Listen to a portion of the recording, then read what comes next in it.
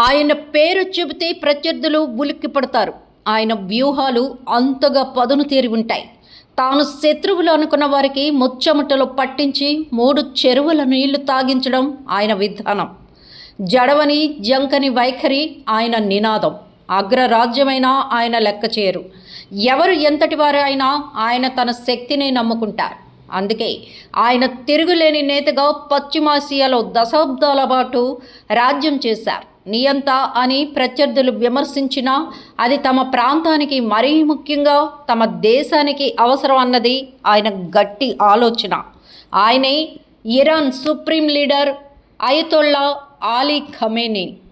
ఆయన మొత్తం రాజకీయ ప్రస్థానం అంతా కూడా సాహసంగానే సాగింది. ఇక ఖమేనీ 1939లో ఒక నిరుపేద కుటుంబంలో పుట్టారు. అయితే ఆయన తాను అనుకున్న లక్ష్యాలను సాధించి ఇరాన్కి సూపర్ లీడర్గా ఎదిగారు. ఏకంగా 4 దశాబ్దాల పాటు పశ్చిమాసియా ప్రాంతాన్ని శాసించారు. ఇజ్రాయెల్కి, అమెరికాకి కూడా తన దూకుడుతో ఎప్పటికప్పుడు చెక్ చెప్పాలని చూశారు. ఇక ఖమేనీ జీవితం మొత్తం విప్లవమే శ్వాసగా జీవించారు. అంతేకాదు, నియంతగానే తాను అనుకున్నది చేసి చూపించారు. ఇక ఖమేనీ 4 పదుల వయసులో ఇరాన్లో జరిగిన ఇస్లామిక్ విప్లవంలో కీలక పాత్ర పోషించడం ద్వారా వెలుగులోకి వచ్చారు. అప్పటి ఇరాన్ ప్రభుత్వ అధినేత అయిన షా మహ్మద్ రెజా పహ్లావి ప్రభుత్వానికి వ్యతిరేకంగా వీరోచితమైన పోరాటాలు చేశారు. ఈ క్రమంలో అనేక సార్లు జైలు పాలయ్యి అక్కడ కారాగార వాసాన్ని అనుభవించారు. మొత్తానికి షా ప్రభుత్వం అంతమైంది. ఇరాన్ ఒక గణతంత్ర వ్యవస్థగా మారిన తర్వాత ఖమేనీ ప్రాబల్యం కూడా రాజకీయంగా బలపడింది. అయితే ఆయనకు శత్రువులు నాటి నుంచి మొదలయ్యారు. ఇదిలా ఉంటే 1981 నుంచి 1989 దాకా ఇరాన్ దేశ అధ్యక్షుడిగా ఖమేనీ బాధ్యతలు నిర్వహించారు. ఆ సమయంలో 1981లో ఆయన మీద హత్యాయత్నం కూడా జరిగింది. అయితే దాన్ని ఆయన త్రుటిలో తప్పించుకున్నారు. ఆ ఘటనలో ఆయన కుడి చేయికి గాయమై పక్షవాతంగా పరిణమించింది. ఆ బాధతోనే జీవితాంతం ఆయన పనిచేశారు. ఆ పక్షవాతాన్ని అపరిమితమైన శక్తిగా మార్చుకున్నారు. దేశానికి సూపర్ లీడర్గా ఎదిగారు. ఇక 1989 నుంచి ఆయనే ఇరాన్ సర్వసత్తాక నాయకత్వం వహిస్తూ మరణించే వరకు అదే పదవిలో కొనసాగారు. ఖమేనీ అమెరికా కంట్లో నలుసుగా మారారు. తన పాలనలో ఆయన అగ్రరాజ్యాన్ని వ్యతిరేకిస్తూనే దూకుడుగా వ్యవహరించారు. అలాగే ఇజ్రాయెల్ మీద కూడా ఆయన తన ఉక్కుపాదం మోపుతూ ఎత్తులు జిత్తులు అమలు చేశారు. ఇరాన్ని ప్రాంతీయంగా బలోపేతం చేస్తూ ఇతర ప్రాంతాల్లో కూడా తన శక్తిని కూడగట్టారు. అంతేకాదు, అణ్వాయుధాలను తయారు చేసేందుకు ఇరాన్ ఉపక్రమించడం అతిపెద్ద సంచలనంగా ప్రపంచవ్యాప్తంగా మారింది. ఖమేనీ ఇరాన్లో నియంతగా సరికొత్త చరిత్రని సృష్టించారు. నియంత అంటే ఆయనే అన్నంతగా నిర్వచనం చెప్పారు. సొంత దేశంలో ఏ చిన్న అసమ్మతి రేగినా నిర్దాక్షిణ్యంగా అణచివేయడంలో ఆయన తిరుగులేని అధికారాన్ని చూపించారు. 2009లో వచ్చిన గ్రీన్ మూవ్మెంట్ పేరుతో నిరసనలను, అలాగే 2019, 2022లో ప్రజల నుంచి వచ్చిన తీవ్ర నిరసనను తిరుగుబాటుగా మారిన నేపథ్యంలో ఉక్కుపాదంతో అణిచివేశారు. అలా దేశ ప్రజల్లో సైతం సింహ స్వప్నంగా నిలిచారు. ఇక అమెరికాతో అయితే ఢీ అంటే ఢీ అన్నట్లుగానే ఖమేనీ వ్యవహరించారు. అస్సలు ఖాతరు చేయలేదు. ఎంతో బలమైన అమెరికాతో సైతం పెట్టుకున్నారు. ఈ విషయంలో ఎంతో తెగువను చూపించారు. ఇక మధ్యప్రాచ్యంలో కూడా ఇరాన్ని ఒక ప్రబల శక్తిగా మార్చే క్రమంలో అమెరికా వ్యతిరేక శక్తులకు ఊతమిచ్చారు. మొత్తం మీద చూస్తే 86 ఏళ్ల వయసులో ఖమేనీ అంతమయ్యారు.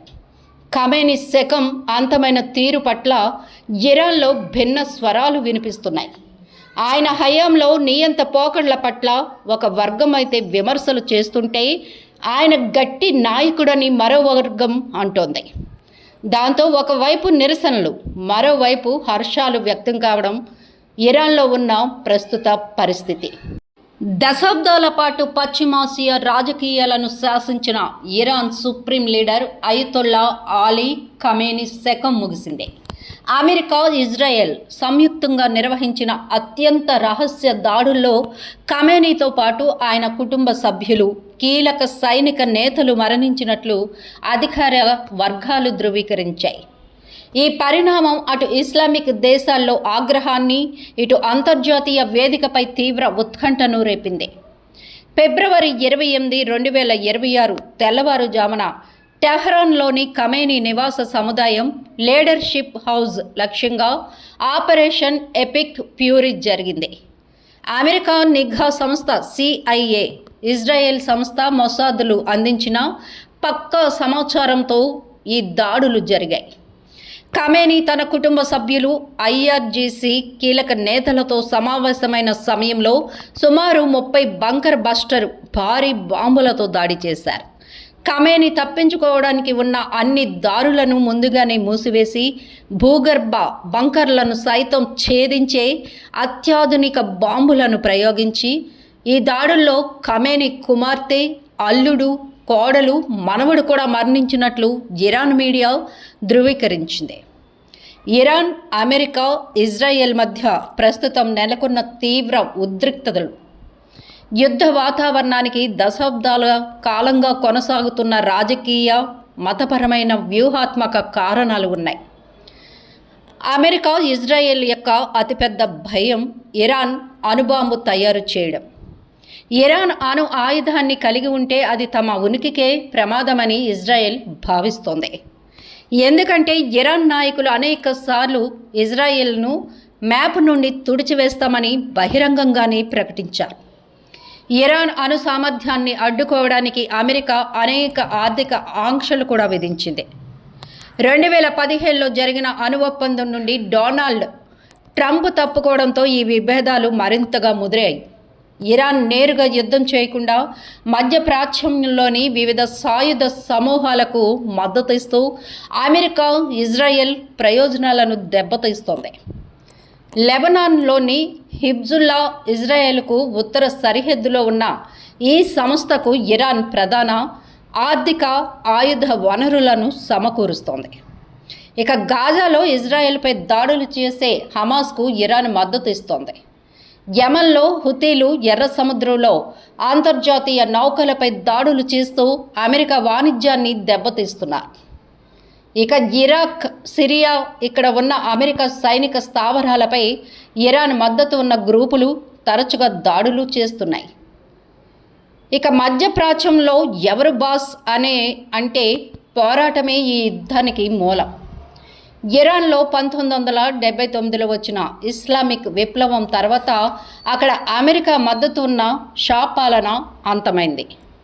అప్పటి నుండి ఇరాన్ అమెరికాను గ్రేట్ సైతాన్ అని, ఇజ్రాయెల్ను లిటిల్ సైతాన్ అని పిలవడం ప్రారంభించింది.